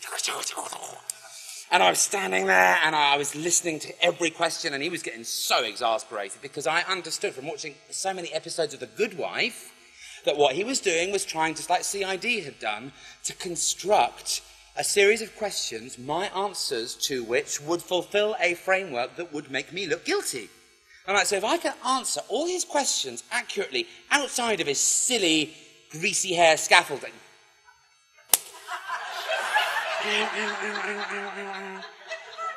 He's got lovely hair, he's got lovely hair, he's got lovely hair. Okay, right. I know, I'm sure he really is lovely. Don't say it. I can't, my wrist is hurting now. I'm just be really careful. Sorry. So his second to last question was, Mr. Welsh, can you at least agree that you gave the arresting officers the impression that you were ignoring them? And I heard it, and I saw his little and I'm like, no, I can't. If I say yes to that I gave them the impression, it's actually, the impression is a gift from me to them, and then it becomes my responsibility what they made up in their heads about what I was doing. And as it came out of my mouth, I thought, bloody hell, that's true. He was trying to get me to incriminate myself with something so seemingly innocuous. Can you at least admit that you gave your arresting officers the impression that you were ignoring them? Doesn't that sound like a harmless question? Yeah, well, I suppose I did. Got you. Bang. Done. That's it. One wrong answer in 2 hours, and they would have had me, basically. And he was doing it all the way through. But that was the one that really shone out, and I just looked at him. No, don't. You see, the training really works. You see that, yeah? It's really good. You know, I want to live in an optimal world, so a little bit of self-harm, you know, it goes a long way. Done properly. And then at the end, his final question was, I submit to you that basically the reason that you answered no comment to all of CID's questions was because you didn't have a story, and now you've had a lawyer and a solicitor, and you've got all the answers, and you're giving your story now, and blah, blah, blah, blah. And I just looked at him and I said, and I wasn't trying to be flippant, but he didn't ask me a question. He said, I submit to you that. So I just looked at him and I said, Mr. Richards, you can submit to me whatever you want. Doesn't mean I'm going to accept it. And the judge said, Mr. Welsh, please answer the question. I said, he hasn't asked the questions. At least he has. I'm like, oh, so hang on, is he saying, are you making this up? Can I have this paraphrased for me? Because I submit to you that blah, blah, blah, blah really isn't a question to me. Is he asking me if I've made this up? And the judge said, yes, he is. And I just turned, I said, Mr. Richards, as we started this, I was asked to put my hand on the Bible. I was asked, do you believe in God? I said yes. That should be enough. What is going on here? And I claimed my righteous anger in rather an affected and a gregarious way, admittedly. And it was weird. It was like writing a script or being in a play. And at the end, then we called time, like a match. And the points were added up, and then the prosecution, the defence, they had the thing, you know, with their closing arguments, and we set a date for the final thing in a different town, which was about 2 weeks ago. And it was scary, and lots of people came to support me. Thank you. And he just made me cry. He just sat there in his judge's chair, and all the people were there, coming back together again. It was like a reunion, but not. And my mum was there. She saw that she did the whole thing with me. She was like, warrior mum. And he said, Mr. Welsh, when you spoke about the heart space, I really didn't believe you. And over the time of getting to know and understand you, and having heard the witness statements from people in your village who say that you gave the village a voice, and listening to the way you have argued your case, I have to concede that what you said about not being able to recognise those officers while they were speaking to you may be true. You are an unusual defendant, and I mean that in the nicest possible way. You are free to go.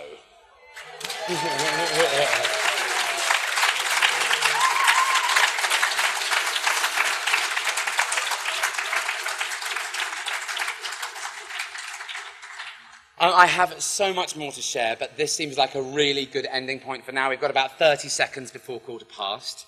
What? Sorry, you can't. Did you ask for this? Oh no, you can't have it. No, I still have to, get myself trained out of these suboptimal habits that I have.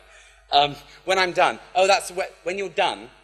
It's when you do it and it just snaps, and then you're like, oh, it's the end. I'm free. Whether it's true or not, I don't know. But at some point, this will, snap.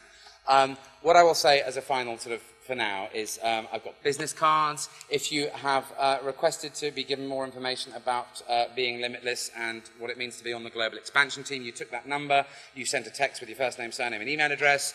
I have books to sell. Yodel are less than reliable.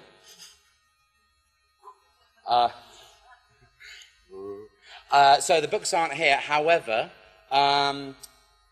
Ian has sorted it out for me so that if you want to buy a copy of my book, which is first edition, hardback, it's called All Hail the 21st Century. It's a journey out of darkness and into light, which is very important. 18 poems, going from quite a narcissistic, angry, embittered point of view about how ugly and screwed up the world is, through these stories and adventures that kind of show you actually that there might be a silver lining, or that maybe things aren't completely black and white, and by the end, there's this sense of hope. The whole book has a CD in the back, which has all the audio recorded on the CD. It's £20, which will include postage and packing. Yodel might turn up tomorrow with a box of books. There'll be 40 in the box. I do have more than that, but I can send them to you at home. So £20. I would encourage you, though, not to just get one, but to get 4 or 5, really. Because all your friends are going to want them. They're first editions, and there aren't that many left. Thank you so much. You have been wonderful.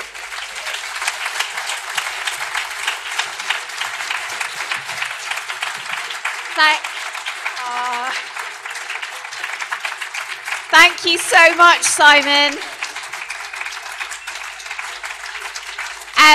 I thought I was a natural flirt, but now I feel like a complete introvert. Oh my God. Yes, thank you, Simon, for your energy and your brilliance and your childlike enthusiasm for everything.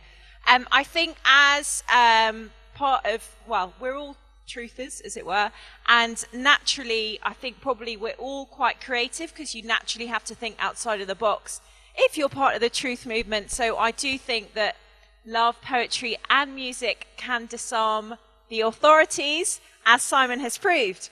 Now, we have a treat, and I'm going to call Simon back up here because we have Jerusalem, your version, ready to put up here. But I'm going to give you the mic because I'm not going to sing it. Then we're going to dash for dinner at 6:45. Wow, what an honour. Back so soon. How are you?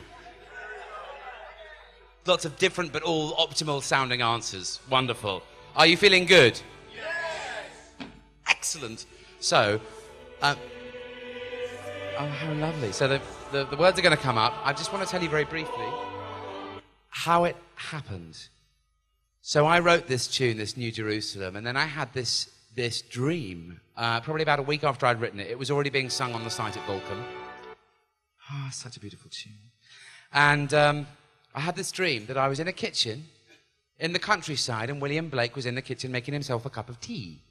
He was at the counter and he was not facing me, so he just had this long black coat on, and I knew it was William Blake, but I didn't see his face. And I sort of crept up sort of behind him, and I'm like, Mr. Blake, I hope you don't mind I took such a liberty with your words.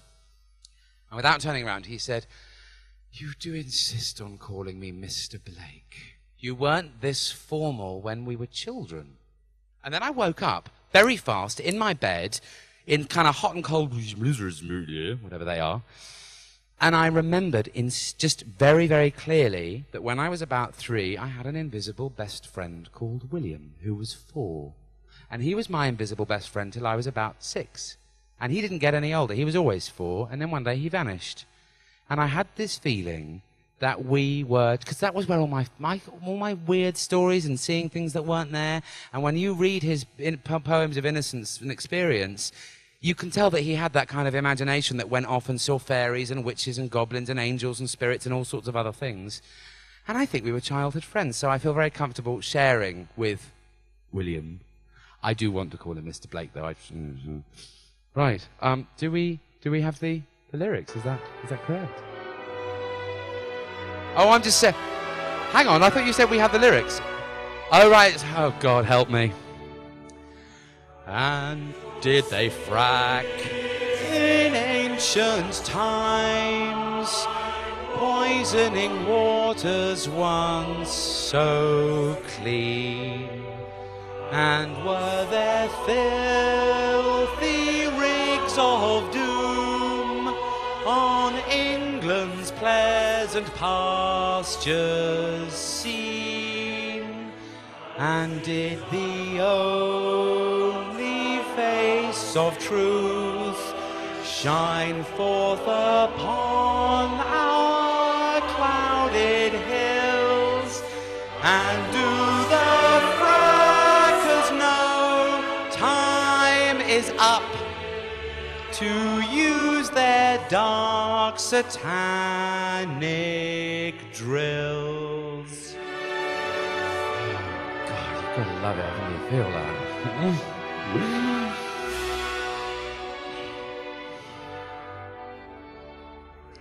Come join us here and sing your song.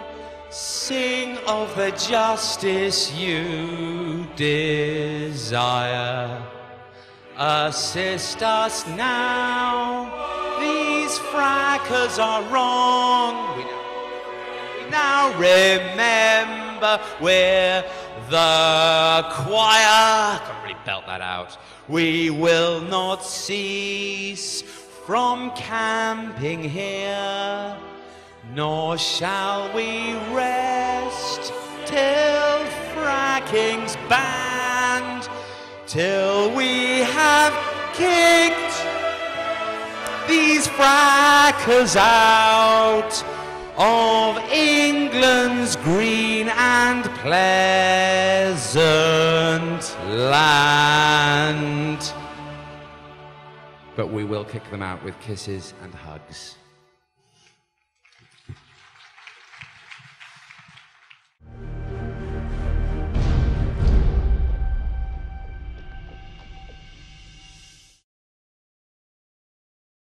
Attacked. How many other cities in the world will be attacked? What exactly is a frack? Is their agenda clean? Are they putting poisonous liquids in the ground that can't be seen? Is it true that HIV is not a real disease? Was the lunar landing stage? Will someone tell me, please? I do not mean to sound like a freak or a fanatic, and I know I have this tendency to lean towards dramatic, but something really isn't right upon our little home. We can hide ourselves in incense, dreadlocks, build a geodome.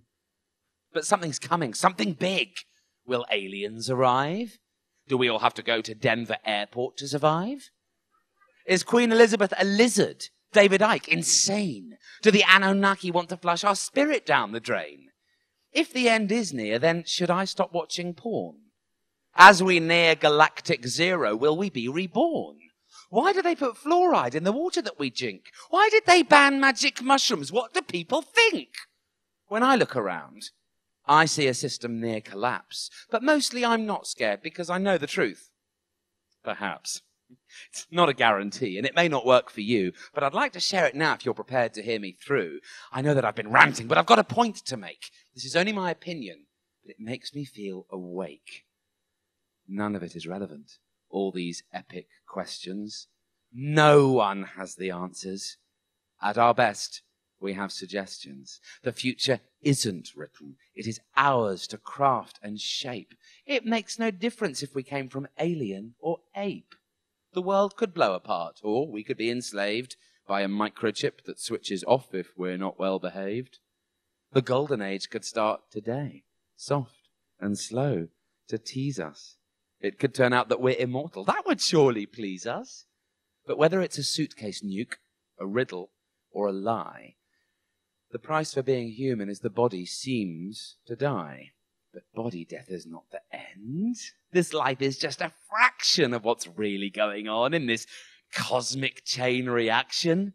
The earth is rising constantly to meet a new vibration, a density that's bringing forth the age of co-creation. I think we're all rising with it. Does this feel true? The end times are aligning us so we can all get through? I think the age of separation's coming to an end. The cosmic heart is waking. Intuition is our friend. So though we're still perplexed by questions, ego-driven doubt, the ego is a tool that I could not do without. When I let my heart's vibration tell my ego gently that I do not need a bigger penis or to drive a Bentley, it also tells my ego that its help is now required. And please to stop this fighting as we're all a little tired. Heart can drive the instrument I call the human being. Ego can co-navigate and help the heart with seeing.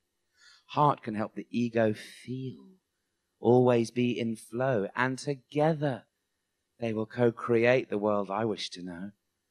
When I think of life like this, those questions do not matter. Answered questions only serve the need for ego chatter.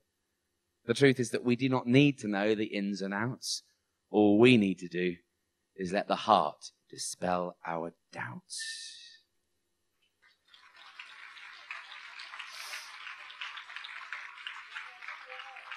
One more. He's got 4 left. was such a pleasure to share to such... In the limitless experience that I'm living these days with this group that I've become part of and being on this global expansion team of something that I can't really describe. That's why I gave you the phone number, just so you can start to be in the conversation and see what it is for you. I learned a new distinction.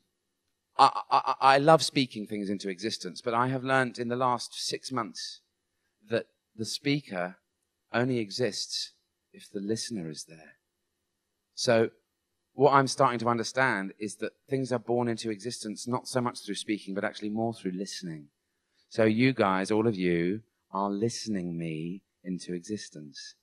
And thank you. Someone just said thank you to me. I thank you back, all of you, for listening me into existence in this moment. I feel priceless. And that's because you are, and we are reflecting each other, and it feels extraordinary. Thank you.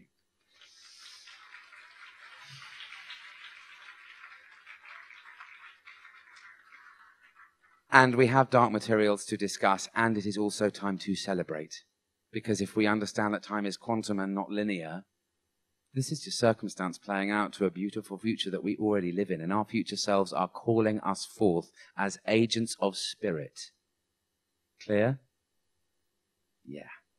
So...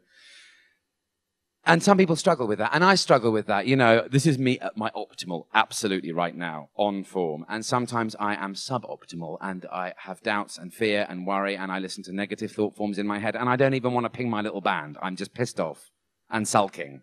Okay, it's not always cut and dried. And I have gorgeous, wonderful friends around me and an amazing support structure to allow me to step back into optimal vibration quickly, whilst in the middle of a breakdown, and a breakdown really is just a breakthrough waiting to happen, so we can celebrate the future in advance whilst having a breakdown, and suddenly we find ourselves rejoicing in the midst of chaos and collapse, which is awesome, because everything then can be celebrated. You don't have to celebrate just the good bits. You can actually learn to celebrate absolutely everything as it's happening live in the world, and that is going to create the world that we all are already starting to live in. So this last poem, possibly last poem, I mean, I really do have an abundant supply, so it's great, it's fine. I'm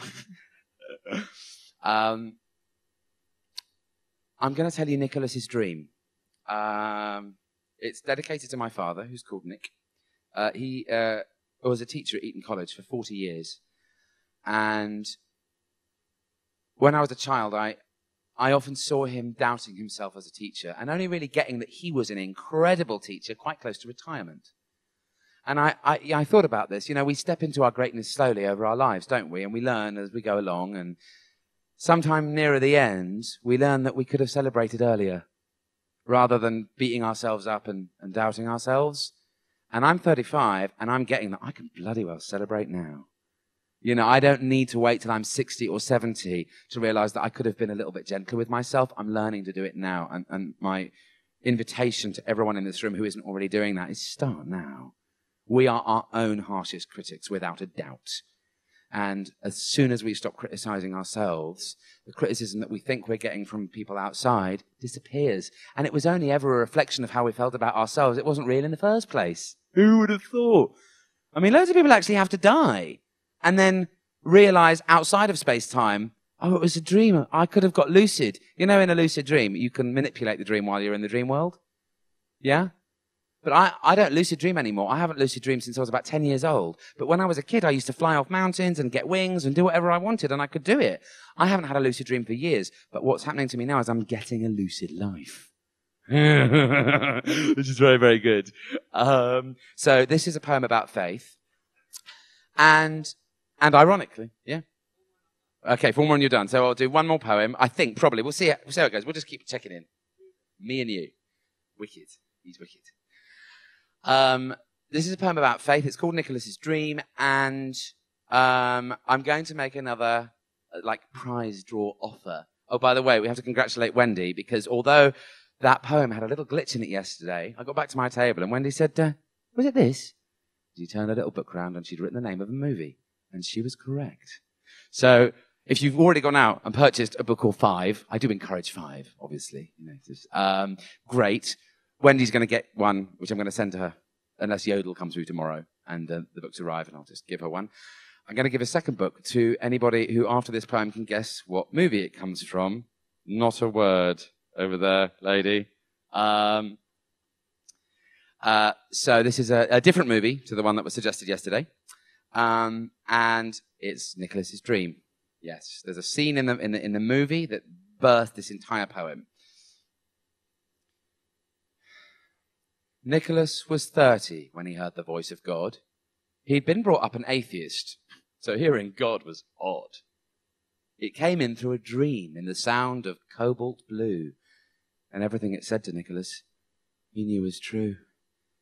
The voice spoke out in ripples, and it made him want to cry as it whispered in his heartbeat that he didn't have to die, that the path of men and women is to grow their angel wings and to operate their earth life from the interwoven strings of the universal lattice weave that holds this world together, that to live thus on the earth plane is to live a life forever. And Nicholas beheld this message back into his life. He quit his job, he sold his home, he kissed and left his wife. He climbed into the mountains and he built himself a shack in which he made a bed of straw on which to lie, upon his back. At dawn, he rose and washed himself beside the mountain stream. And every night he prayed to know the meaning of the dream. He'd watch the stars by dark and sing the sun up every morn. Then he'd walk along the cliff edge feeling peaceful but forlorn. The distance from the cliff top to the canyon floor below was a measure that the young man had a long way still to go. Nicholas was sure his angel wings were somewhere near, but the week became a month, and the month became a year. The year in its turn became a decade and beyond, and Nicholas began to think that maybe he'd been conned. He'd sit upon the cliff edge every day and every night, praying for his angel wings with all his human might. Let me be the angel of the mountains and the sea. Let me be the servant of the world's humility. Let me be the answer to the sorrow of the land. Let me be the consciousness of every grain of sand. Let me be an angel whilst I'm still a human being. Why have you forsaken me? What am I not seeing? But God did not reply. He was obviously busy. Nicholas felt sick with rage. The feeling made him dizzy. Here he was at 45, content to serve the earth. Yet here he sat despondent, of no value, of no worth. That night, he lay awake on his simple bed of straw, when suddenly there came a knock at Nicholas's door. "Who is it?" he called aloud, his blanket round him tight. "Who do you think it is?" said God. "I'm coming in, all right?" And there stood God, quite plainly, on the threshold of the shack, and Nicholas could only lie there, speechless, on his back. God sat down and looked around the shack with shining eyes. It seemed to Nicholas that God was made of fireflies, a buzzing, a vibration, a wave of coloured sound. He could see it in the ceiling, he could feel it in the ground. "What did I do wrong?" he said. "I've given you my life. I left my job and home for you. I even left my wife."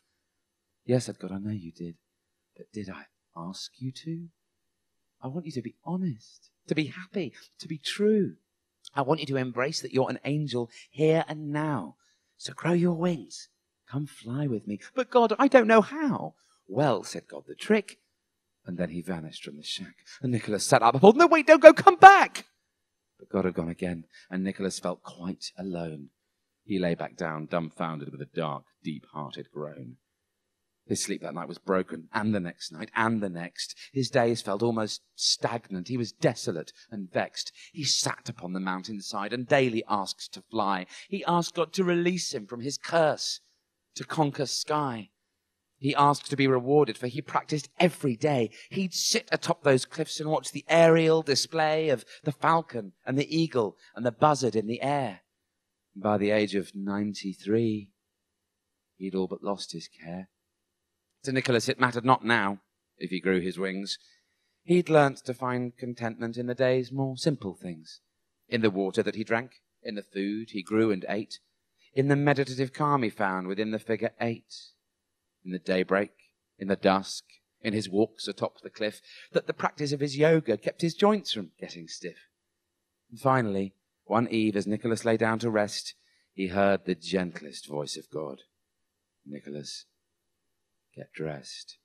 It's time for you to journey home. Night will be here soon. Your body's at its end and needs to die beneath the moon. But if you grow your angel wings before the sun goes down, you can stay on earth forever. You can wear the angel's crown. Put your clothes on. Hurry now. Go sit upon your throne. Watch the sunset one last time. And know you're not alone.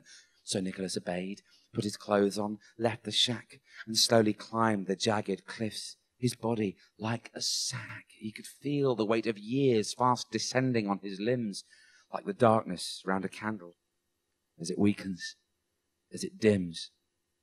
He sat upon his favourite piece of cliff and watched the sun, and tried to cast his mind back to how all this had begun. When suddenly, from farther down the cliff, he heard a sound, like a whinny and a whoop. But there was nobody around. The whoop became a scream of joy, the laughter of the wild, and Nicholas could swear that he was looking at a child, a little girl with golden hair. Her eyes were blue and bright. Her arms were stretched out wide, and her face was filled with light. She was racing up the mountainside towards the sheer drop, and Nicholas, in horror, saw she wasn't going to stop. And sure enough, she didn't. She just hurtled off the edge, and Nicholas could only watch and weakly clutch the ledge. Down the little girl went like a solid bar of lead. Did she know what she had done, that in a moment she'd be dead? Clearly not, for Nicholas could hear her peals of laughter. He couldn't bear to watch, so he threw himself off after. And remembering the days when he had watched the buzzards dive, he shot down like a bullet. This child must survive. If he could catch her up and grab her, hold her close to him, he could protect her like a cushion, though his candlelight was dim. He could clutch her to his chest and hit the ground upon his back. His chest was soft. His back was hard from sleeping in the shack. And with exuberance, arrow speed and poise, the old man dove. His heart burned green like emerald fire, roaring in a stove. The tiny little girl was now so close that he could touch her. He pulled her up and spun around to cradle and to clutch her. And at that moment, sun's last rays fell clear on this scene. And from the old man's shoulder blades burst wings of gold and green. They opened wide and gently turned the man and girl around and pulled them out of imminent collision with the ground. Up into the sky shot the old man and the child. The sky was ruby red and the air sweet and mild. Up the canyon wall they climbed fast as any bird, and from the old man's wings the songs of angels could be heard. He hears this music, knowing that he lives this life forever, that his task is showing faith cannot be won by being clever, that if we trust the ground will always rise to meet our feet, we can live our lives eternally in every single beat.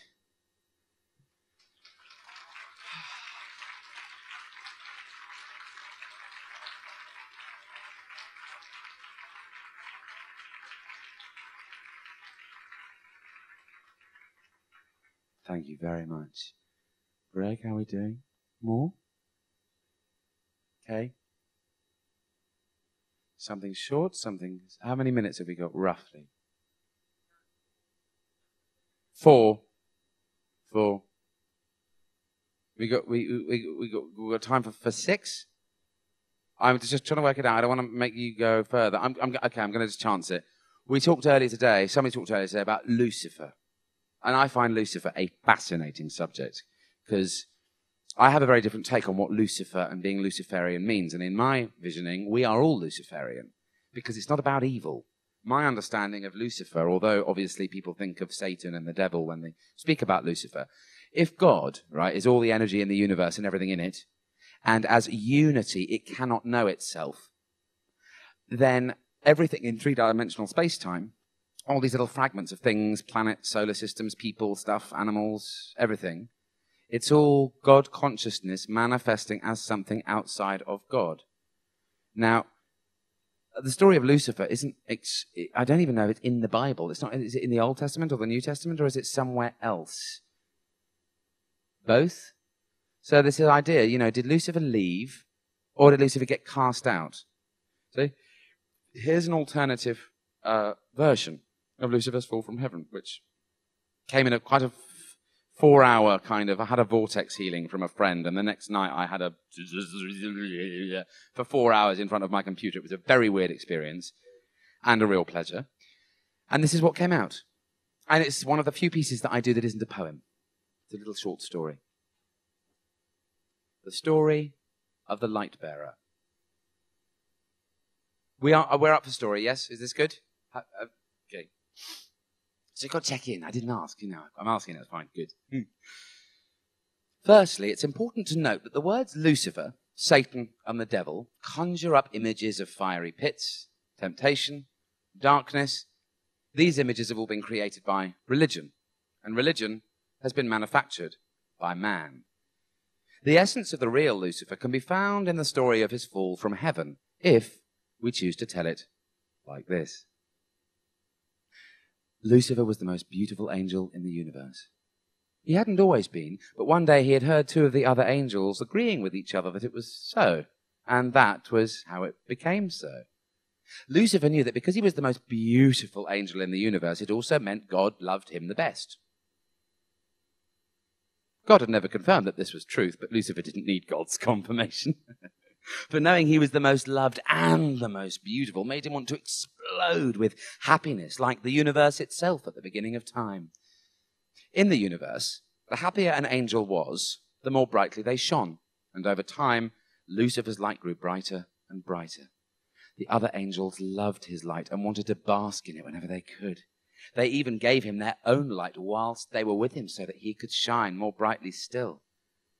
Whenever Lucifer went to sit with the other angels in the great circle, conversation would cease. All eyes were turned towards him, and those sitting closest could often be seen to have tears in their eyes, overcome with joy in the knowledge that they were sitting with the most beautiful angel in the universe. Whenever Lucifer left the great circle, conversation would turn always to questions. Where are you going? Why are you leaving us? Will you return? May we follow? How could we have pleased you more that you would wish to stay longer? And their tone was always the same, despairing. Over time, Lucifer began to both dread and to relish his departures from the great circle, and he would always respond with a mixed look of fondness and pity, and the same simple words. I will return, he would say, and then turning his back to his brothers and sisters, he would climb out of the valley and continue in upward spirals until he could climb no higher. This was the mountain of God. On one such afternoon, as Lucifer sat on a rocky outcrop looking out across a silvery expanse, the feelings of separation and of loneliness became more than he could bear, and he burst into tears. It was at precisely times like these that Lucifer needed the other angels most, but he never went back to them in these states of melancholy. No, it was better to suffer alone and to return only when he was strong again. So, closing his eyes, he began to imagine the faces of the other angels. He sought for the feelings of inner power that would fuel him when he sat in the great circle, and slowly but surely, he began to regain his composure. After a time, he felt strong enough to return to his comrades. God had been watching all the while, and now he came to Lucifer, though Lucifer had not asked to speak with him. Lucifer, said God, what are you doing? Why have you separated yourself? I have not separated myself, retorted Lucifer. I am the most adored and the most beautiful angel in the entire universe. A separated angel would surely look ugly and sad and have no friends. I have trillions of friends. Every other angel knows my name. Lucifer, the bearer of light. Yes, Lucifer, said God sadly, I gave you that name. But the light you bear is meant to be the light of the universe that flows in abundance through all things. You have been bearing the light bestowed on you by other angels. They give it freely, cried Lucifer defiantly, and accepting gifts is not a crime. But what do you give in return? I shine more brightly than any of the other angels, cried Lucifer. That is a gift beyond all others. Yes, agreed God, perhaps. But he who shines the brightest light leaves behind him the darkest shadow. And you know this. So why must you always leave the unity of the great circle knowing you are going to return? I can't keep it up indefinitely, whispered Lucifer. So sometimes I have to separate myself, but I can't separate myself and continue to sit with my brothers and sisters simultaneously. I can't let them see what I look like when I'm not shining. Well, where do you go? I come here to be alone, and I'm not bright then. I'm dull. Yes, agreed God, the dullest of all the angelic nation. And in your dullness you could repair to the light of the universe that flows in abundance all around us, even now. Why do you not? Because it is everywhere. Every angel shines with it. Every angel looks the same. I do not look the same. And I like it. I do not want to shine with common universal light. Yet, said God, separation is merely an illusion because everything is one. And you choose to dwell here in separation as if it were real. But it doesn't make you happy.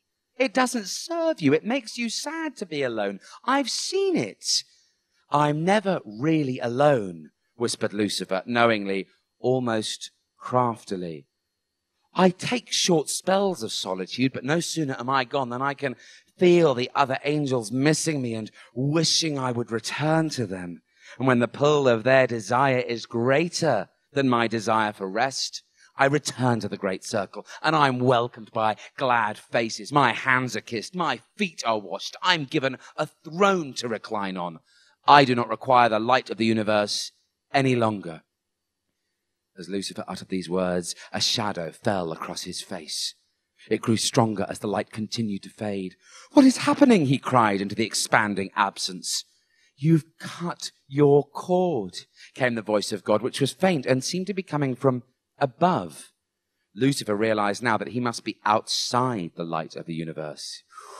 No angel had done that before, and Lucifer felt proud to be different. You will come back to the light of the universe, came the voice of God, so faint now that Lucifer could hardly hear it. But first, you will forget that separation is an illusion, and in your forgetfulness, you will teach others to adore you in a world of duality. Go well, my one.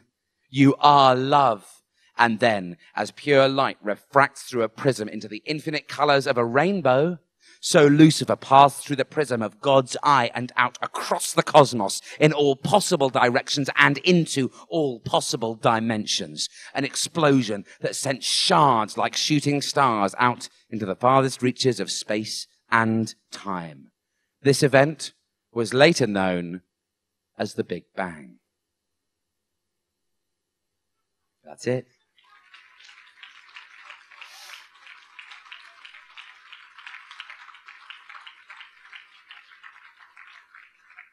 So, I guess with that story, we can really start to see that if God is absolute consciousness, religion will tell us that you've got a coin and heads is God and tails is the devil. But if you look at God through the eyes of quantum physics, God is the coin and what's on both sides of it. So, more?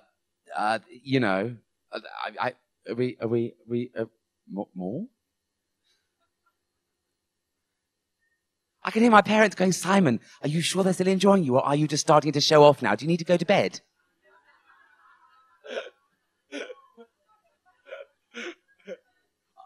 Stay?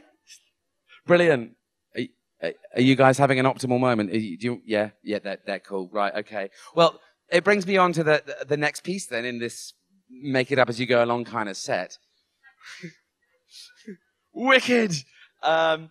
I wrote a 3-part series called God versus Weapons of Mass Destruction, as you do. And the first part is called God is Shit and Sugar, which is a less gracious way of talking about God being the coin. There are many ways to say this, but the message cannot change. Many will reject it as peculiar and strange. Strange makes people frown, makes them question where to go. It asks them to consider all the things they do not know. God has been abandoned through the twisting of the Bible, and many have decided that it's better to be tribal. Dog eat dog and cat eat cat. There is no holy savior. In order to survive, we must exhibit cruel behavior. They think this life is all there is. Beyond, there's just a void. That when we die, person that we were will be destroyed. So grab the things you'll need for now, the things you'll need for later. No one's looking after us. There isn't a creator. Some believe quite differently that God's an awesome guy, that he watches and rewards us from his home beyond the sky, that heaven is a place that only certain souls can find, that the rest of us are damned because we're sinners and we're blind. But whether you're a Catholic, a Protestant or Jew, or a Buddhist or a Hindu, or a soul without a clue, God is not a vessel for the prayers of your agenda. God is like a mirror. Every prayer reflects the sender. God is your reflection in the world you see and feel. God is everyone you meet. That's what makes us real. God is not reserved for the biblical believer, though some may say this poem is the work of a deceiver. God is simply everything from subtle to extreme, famine, war, and paradise, reality and dream. God is rich and poor alike. God is dull and bright. God is in the darkest spaces. God is in the light. God is in the monastery, the brothel, and the bank. God is in the military, driving every tank. God is in the money that's extorted from the poor and waiting on the other side of every single door. We wrestle with this truth, for though it's simple and complete, how can God, our Saviour, be the sinner in the street? How can God be cruelty? How can God be lies? How can God be bombs that drop from blood-red, war-torn skies? Are you ready for the truth? Simple, clean, and pure. Do you still carry hatred? Are you ready for a cure? Do you forgive the people that have wronged you in your life? The bank that took your house away, your violent ex-wife, the man that beat your teeth in when he'd had too much to drink, the ones that said your packy nigger faggot armpits stink. If you are not ready to forgive, then stop right here. This truth won't set you free. It will magnify your fear. If you think your way of thinking's better than the others, then you're still passing judgment on your sisters and your brothers. The truth will thus expose you to yourself. You cannot hide from the mirror that reflects the pain you carry deep inside. But when your hurt is great, when your wounds are very deep, your memories are things that you perhaps don't wish to keep. You'd like to leave the broken you behind in yesterday. You do not look behind you and you walk the other way. But who you were is who you are. Your suffering is you. You're vulnerable and precious. Do you know that this is true? Perhaps you were abused by your father or your mother. Maybe you're an orphan and you have no loving other. Maybe you're an addict or a glutton or a thief. Maybe someone told you that you're rotten underneath. All these things are gifts that have made you who you are. It is time for you to see it. You have come so very far. The truth is underfoot. You are brilliant and bright. You're suffering the key that can release you from this fight. You do not have to change. Your imperfections make you you. And why this is important, I'll explain in chapter 2.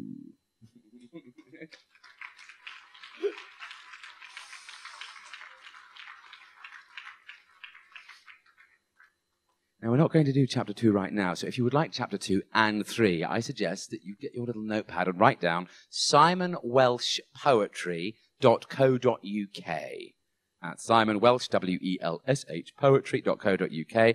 I have my bag somewhere around the place. I've got business cards in there. It's on there as well, on my business card. And when you go there, God versus Weapons of Mass Destruction, parts 1, 2, and 3 are in my 4th series, which is called Be Your Own Hero. Not currently in book, but on the website, and you can listen to the audio. And I think part 1 also has a YouTube video that I made to go with it. And if you want to look me up on YouTube and subscribe to me there, it's Simon Welsh 33 is my YouTube channel. And if you're on Facebook, I'm feeling like a digital whore right now. It's Simon the Poet. Simon the Poet on Twitter and Facebook.